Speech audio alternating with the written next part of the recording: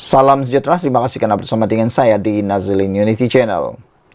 Dekat mana yang walaun kata tarif elektrik naik? Ini satu pendedahan yang wajib Anda share kepada semua orang, khususnya walaun yang seringkali memburuk-burukkan kerajaan, mengatakan bahwa kerajaan ada menaikkan harga elektrik dan sebagainya. Persoalannya, dekat mana yang walaun kata tarif elektrik naik? Tak sudah-sudah pembangkang yang mesra digelar walaun membangkitkan sentimen membenci kerajaan Madani, termasuk menjajah cerita kononnya tarif elektrik naik. Pemerhati politik Ahmad Mursi tampil menyertakan bukti senarai tarif elektrik bagi 2011, 2014 dan tahun ini. Ini tarif elektrik 2011, 2014 dan kini 2024. Yang boleh dirujuk di laman web TNB. Dekat mana yang walaun kata naik? Soal beliau. Boleh je cari tarif 2014 semasa diumumkan kenaikan dulu dan bandingkan yang ada tarif elektrik hari ini untuk rumah kediaman, ujar beliau. Malah beliau mengingatkan kembali bagaimana Kerajaan Perikatan Nasional PN ada cadangan untuk menaikkan tarif elektrik. Walau bagaimanapun katanya, Kerajaan Madani diterajui Datuk Seri Anwar Ibrahim bertindak membatalkan langkah itu sekaligus menghindarkan tambahan bebanan terhadap rakyat terutama golongan B40.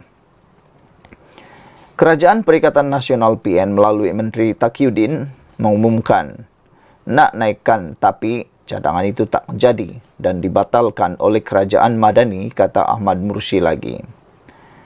Untuk rekod, Suruhanjaya Tenaga ST maklumkan sejumlah 99% atau 8.2 juta pengguna domestik di Semenanjung Malaysia masih menerima subsidi tarif elektrik.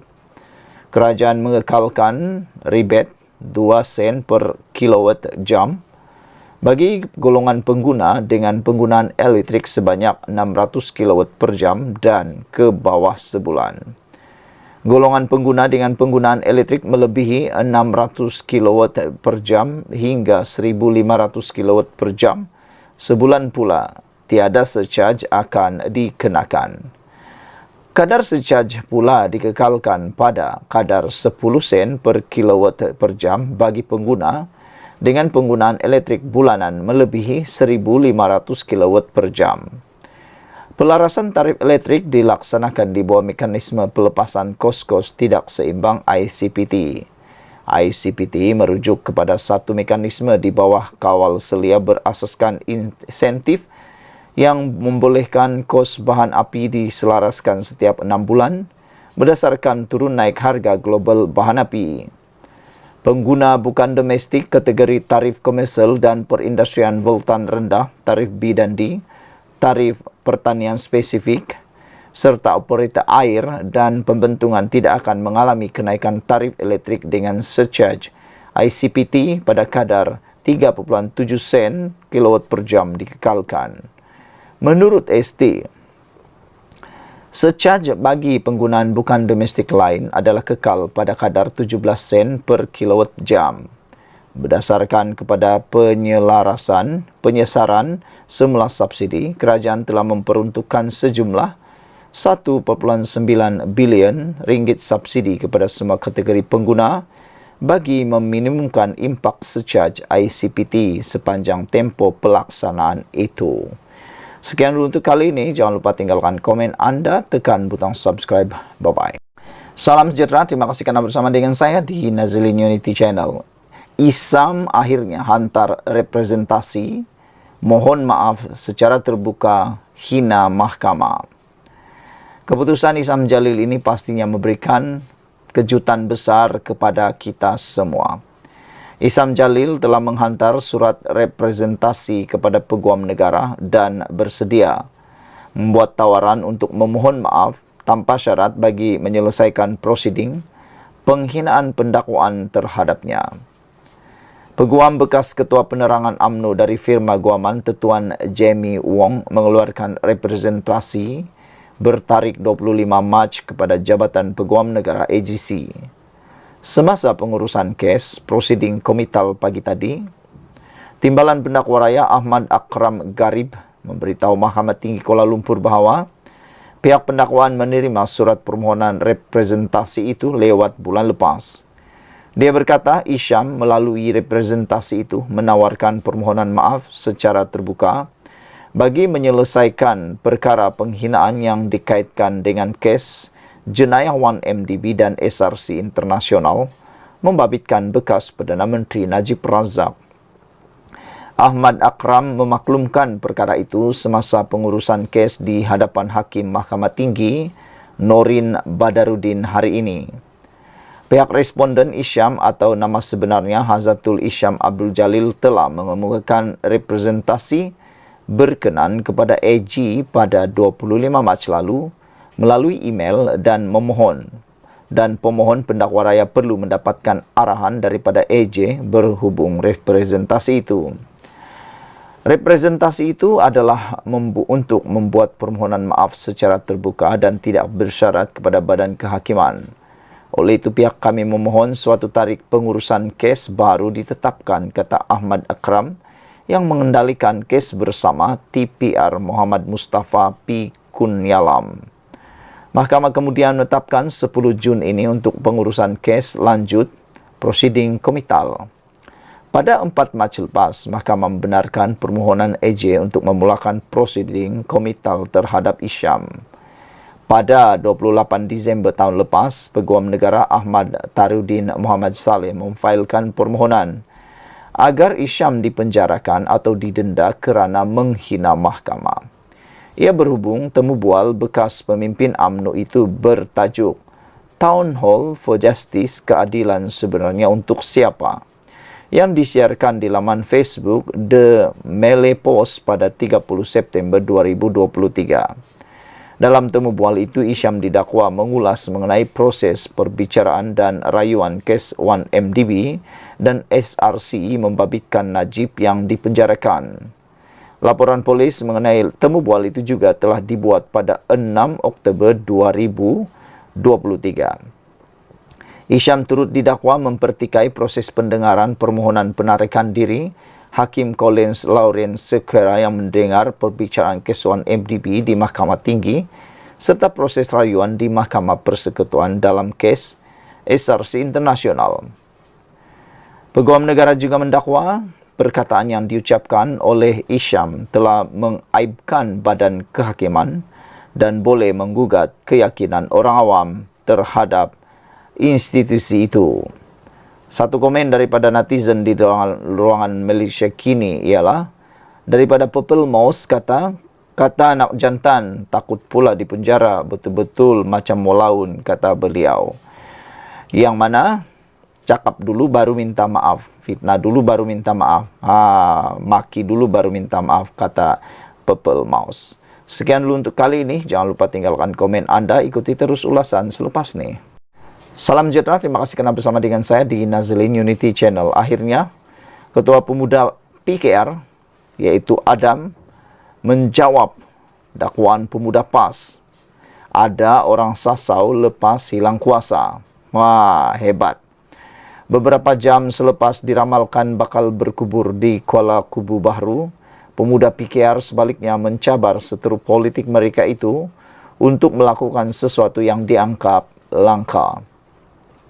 Menjelang pilihan raya kecil itu nanti, kata ketuanya Adam Abdul Halim, PKR mencabar Pemuda PAS dan PN untuk berkempen tanpa mengapi-apikan sentimen penduduk Kuala Kubu Bahru.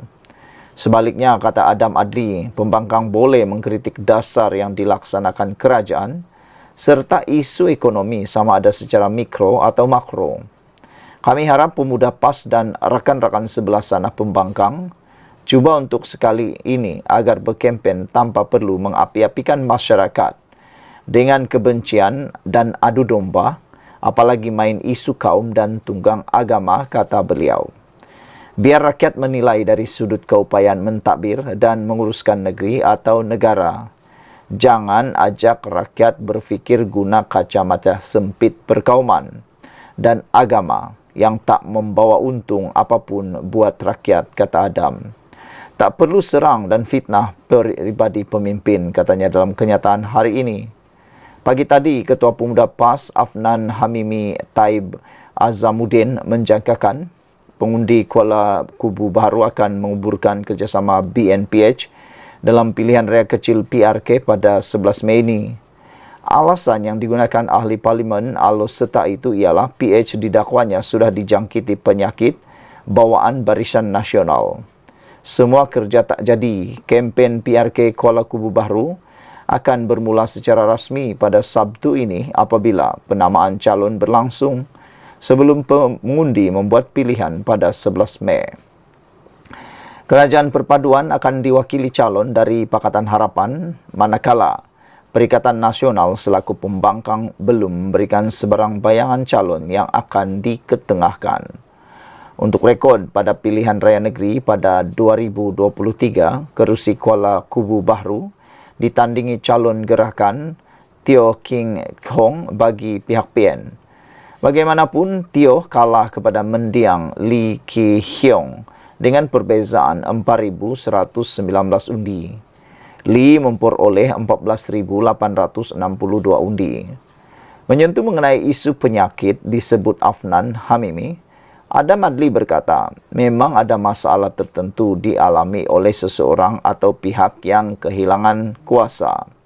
Ada yang jadi sasau sebab tak tahu nak buat apa apabila tak ada kuasa.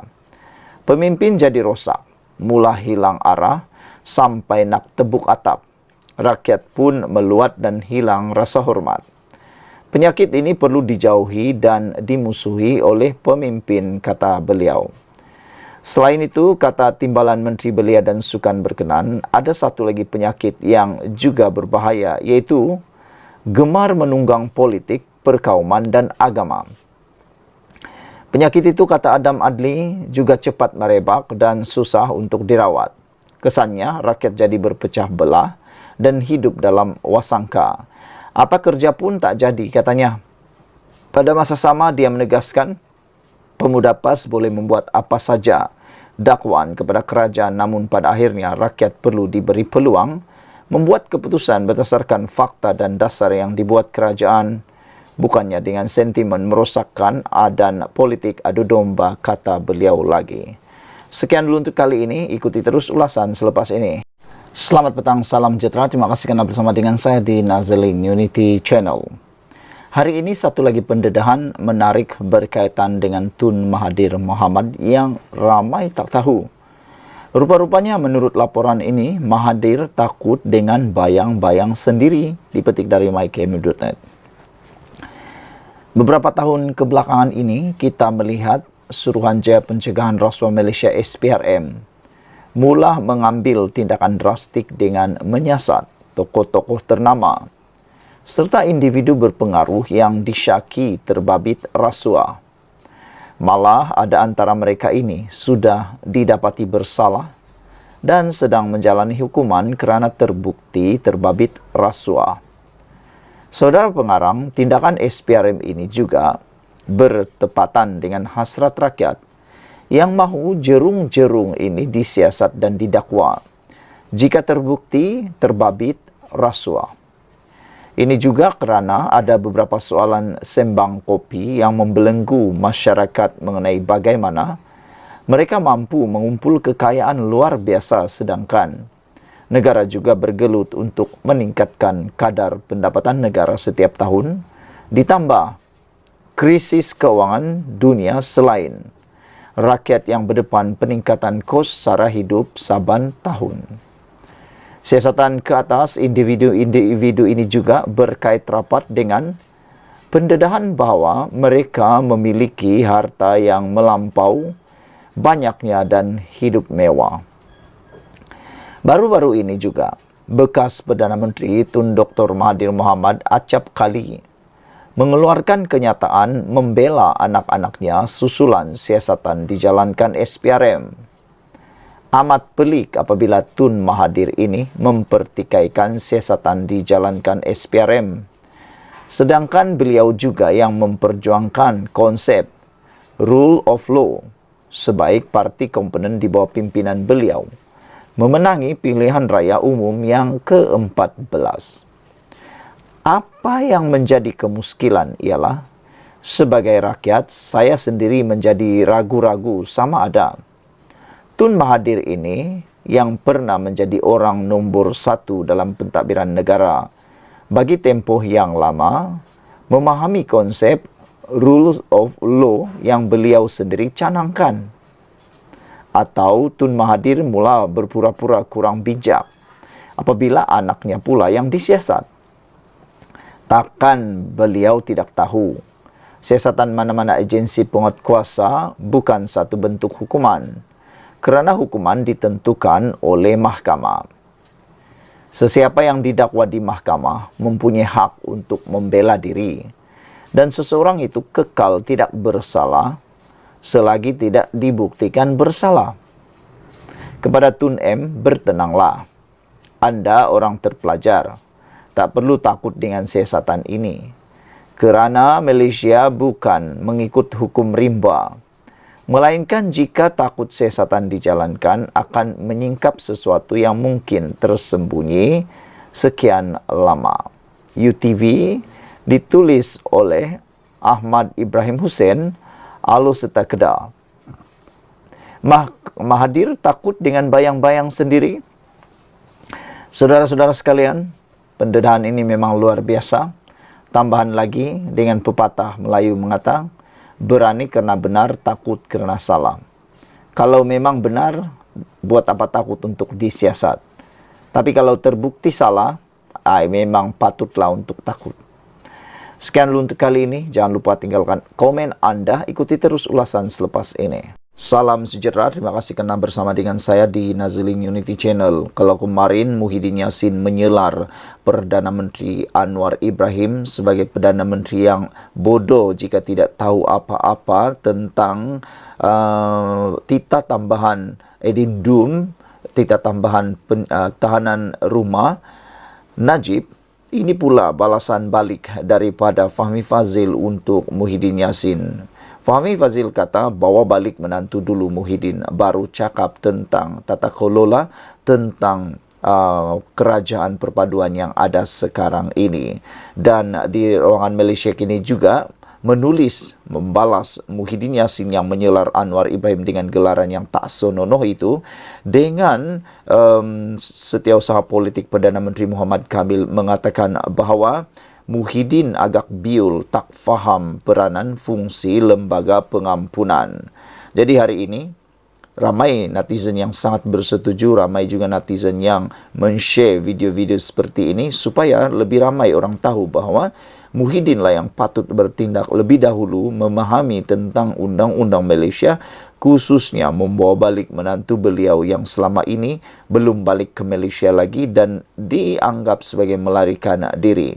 Kata mereka, Muhyiddin Yassin kalau betul pintar dan bijak pandai, bawa dulu balik menantu yang melarikan diri itu, barulah nak komen sana sini. Kata mereka, nanti terkomen diri sendiri, terjerat diri sendiri, terkena di muka sendiri, meludah ke langit, kena batang hidung sendiri, kata netizen lagi. Menteri Komunikasi Fahmi Fadzil menyatakan Presiden Perikatan Nasional Tan Sri Muhyiddin Yassin agar membantu menjemput anak menantunya kembali, anak menantunya untuk berdepan dengan siasatan. Kata netizen, kalau benar menantu Muhyiddin tak salah, kenapa takut? Kata mereka, berani kerana benar, takut kerana salah. Tindakan melarikan diri itu seakan-akan beliau memang tahu beliau salah, kata netizen. Jadi kalau betul tak salah, baliklah ke Malaysia, anda pasti akan menang dalam mahkamah, kata mereka. Sebelum beliau beri apa-apa komen, kata Fahmi, saya sarankan Muhyiddin Yassin bantu pihak berkuasa jemput kembali his son-in-law who is on the run, kata beliau. Don't talk about KKB dan PRK, kata beliau lagi.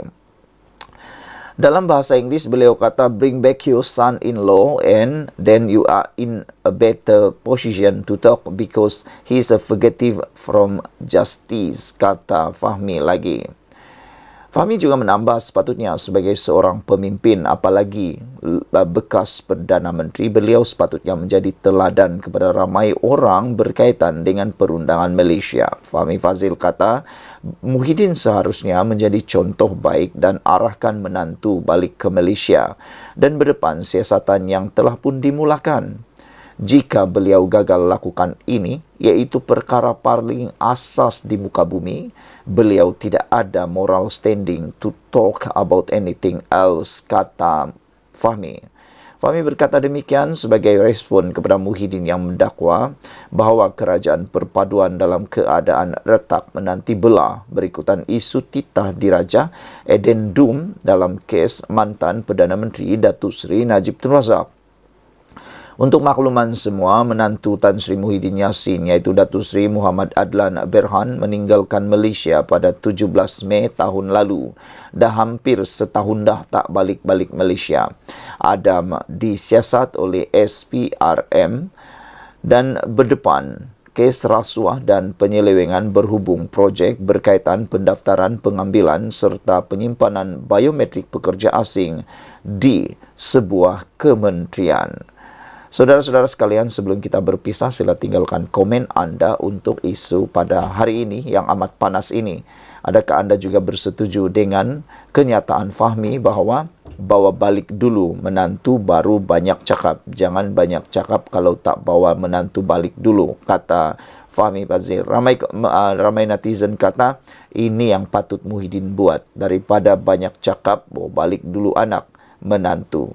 Jangan sampai orang lain pula tiru tindakan Muhyiddin Yassin, kata mereka. Dengan pepatah, kalau guru kancing berdiri, anak kancing berlari-lari. Sekian dulu untuk kali ini. Jangan lupa tinggalkan komen anda, tekan butang subscribe. Bye-bye. Selamat pagi, salam sejahtera. Terima kasih kerana bersama dengan saya di Nazlin Unity Channel.